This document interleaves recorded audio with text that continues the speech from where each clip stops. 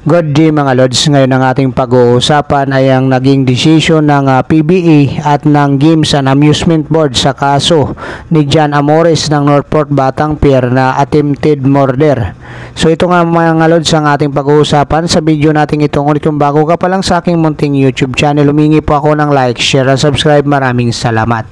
So lumabas na nga mga Lods ang balita regarding dito sa naging desisyon ng PBA at ng Games and Amusement Board o GAB regarding dito sa naging kaso nitong si John Amores ng Northport Batang Pier.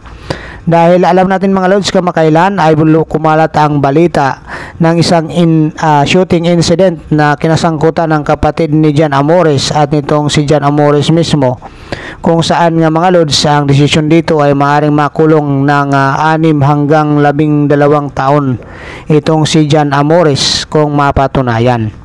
Pero dito mga Lods sa PBA ay napagdesisyonan na nga ng Games and Amusement Board itong dating player ng Jose Rizal Bombers, kung saan ay nasangkot din ito sa gulo itong si John Amores. So ayon dito sa report nga mga Lods, itong si John Amores ay nakaban na sa PBA matapos maribok ang kanyang lisensya ng Games and Amusement Board. Matatandaan natin mga Lods na itong si John Amores ay napili ng Northport Batang Pier at dito nga ay naging shooting guard ng Northport Batang Pier. Pero dito nga mga Lods ay naribok ang lisensya nitong si John Amores sa paglalaro dahil ayon dito sa Games and Amusement Board o GAB, para hindi na siya makapaglaro sa PBA at ilan pang mga lisensyadong professional basketball league sa buong bansa.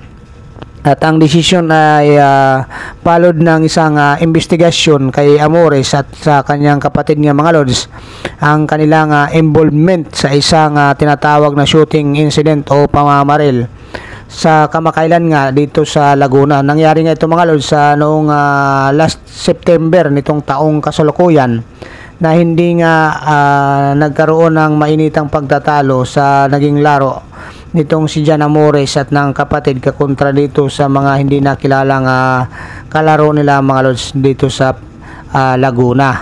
So dito nga mga Lods napag-alaman ng Games and Amusement Board na guilty itong si Amores sa conduct of unbecoming of a professional basketball player. So para dito nga mga Lods ay in-enforce na nga ang revocation ng kanyang lisensya o pagtanggal ng visa ng lisensya nitong si John Amores o yung kanyang karapatan na makapaglaro bilang professional basketball player sa lahat ng mga professional basketball league o liga immediately nga mga Lods. Kaya kawawa ngayon itong si John Amores. Maraming salamat.